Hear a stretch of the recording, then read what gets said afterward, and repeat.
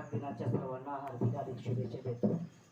सर्व मान्यवर अहिल्या शिक्षण मंडळाचे माननीय अध्यक्ष श्री शाबा शेंडगे साहेब आणि सर्व मान्यवर, समोर माझ्या बसलेले सर्व भावी अधिकारी आणि अधिकारी झालेले काही वर्ग. मी सुद्धा एक कमवा आणि शिकवा योजनेचा विद्यार्थी होतो. शिवाजी विद्यापीठामध्ये शिकवत होतो आणि मला ICICI बँकेमध्ये प्रथमतः मला जॉब मिळाला. ह्या बँकेमध्ये आपल्याच समोरच्या ICICI बँक आहे,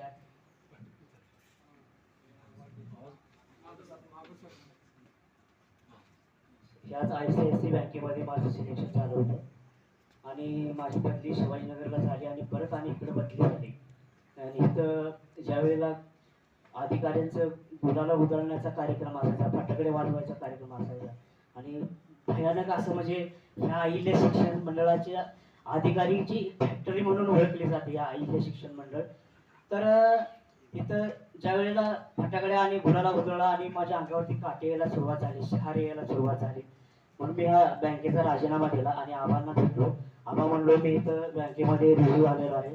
तर रुजू झाल्यानंतर तर मी सुद्धा जॉब सोडून दिला आणि मी अभ्यासाला सुरुवात केली. अभ्यास करता करता अभ्यास बाजूला राहिला, सगळंच राहिलं आणि आंदोलनामध्ये भाग घ्यायला लागलो. आंदोलन करायला सुरुवात झाली आणि काही सरकार विद्यार्थ्याच्या विरोधात जात होतं, त्यावेळेस आणि आवाज उठवला. 2015चं आंदोलन अतिशय जोमानं गाजवलं. ह्याच अहिल्या शिक्षण मंडळामधून काही सर्व भावी अधिकारी, सर्व माझ्याबरोबर अनेक मुली सुद्धा, जवळजवळ माझ्यामध्ये 5,000 मुली असलेले आणि जवळजवळ 10,000 मुलं असलेले आम्ही ह्याच परिसरामधून शनिवार वाडा टू कलेक्टर ऑफिस असं मोठं, सर्वात मोठं आंदोलन गाजवलं. आणि मग आंदोलन करत असताना मला एक वेगळं वळण लागलं, बाबा आपण कुठेतरी कसं असते माहित आहे का, सर्वांनी अधिकारी होऊन चालत नाही, देश चालवण्यासाठी एक खमका नेतृत्व लागतो. म्हणून मी आज या भावी आमदार पदासाठी मी तयारी करत आहे. मी पदवीधरांचा आमदार होण्यासाठी मी तयारी करत आहे. तर मला एक आमदार सुद्धा व्हायचा आहे, कारण की पदवीधराचा प्रश्न हे विधान भवनामध्ये, मंत्रालयामध्ये मांडण्यासाठी माझ्यासारखा एक खंबीर नेता उभा राहायला पाहिजे.